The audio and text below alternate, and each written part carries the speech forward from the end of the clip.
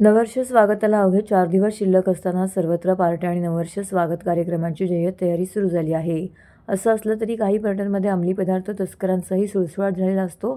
त्यामुळे या पार्ट्यांवरती आता पोलिसांची करडी नजर असणार आहे. ठाणे पोलीस दलाकडून शहरात ठिकठिकाणी नाकाबंदी आणि गस्ती घातली जाणार आहे. गुन्हे अन्वेषण शाखेच्या पथकाकडून खबऱ्यांच्या माध्यमातून अंमली पदार्थाच्या तस्करांची माहिती घेतली जात आहे. पहिल्या पोलीस देखील स्थानक परिसरात बंदोबस्त वाढवणार आहेत. ठाणे जिल्ह्यातील घोडबंदर भागासह विविध ठिकाणी नावे हॉटेल, रिसॉर्ट आणि शेतघरांमध्येही 31 डिसेंबर आणि नववर्ष स्वागताच्या दिवशी मोठ्या पार्ट्यांचं आयोजन केलं जातं. या पार्ट्यांसाठी मुंबई उपनगर, ठाणे जिल्ह्यातून तरुण येत असतात. पार्ट्यांमध्ये अनेकदा अंमली पदार्थ तस्करी करणारे प्रवेश करतात. मागील वर्षी घोडबंदर भागातील जंगलामध्ये अशाच प्रकारे रेव पार्टीचं आयोजन करण्यात आलं होतं. या रेव पार्ट्यांमध्ये मुंबई, नवी मुंबई आणि ठाणे शहरातील सर्वसामान्य कुटुंबातील तरुणांनी सहभाग घेतला होता. ठाणे पोलीस गुन्हे अन्वेषण शाखेने केलेल्या कारवाईमध्ये 90हून अधिक जणांना ताब्यात घेतलं. यातील अनेकांनी अंमली पदार्थाचं सेवन केल्याचं देखील आढळलं होतं. तसेच कारवाईत अंमली पदार्थाचा साठाही पोलिसांनी जप्त केला होता.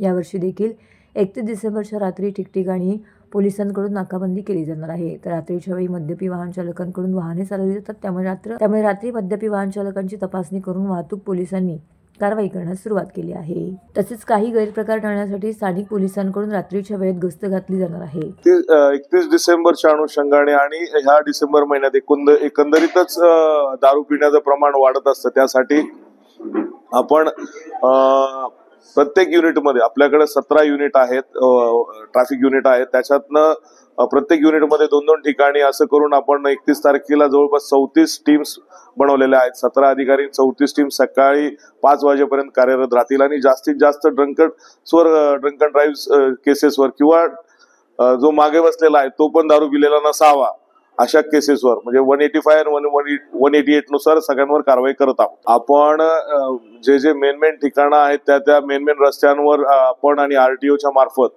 रोड ट्रान्सपोर्ट डिपार्टमेंट पण आपल्याला सहकार्य करत आहे. त्यांच्या आणि ट्रॅफिकच्या मार्फतीने आपण माननीय CP सर आणि जॉईंट CP सरांच्या मार्गदर्शनानुसार जंक्शन्सवर नाकाबंदी पॉइंट्स लावलेले आहेत.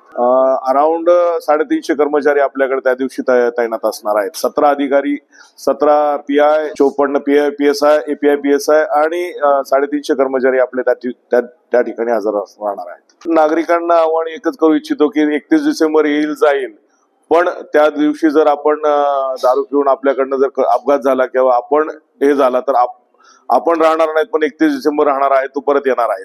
पुढचा 31 डिसेंबर बघायचा असेल, अनुभवायचा असेल तर शक्यतो 99% 100% दारू पिऊन गाडी चालवू नये.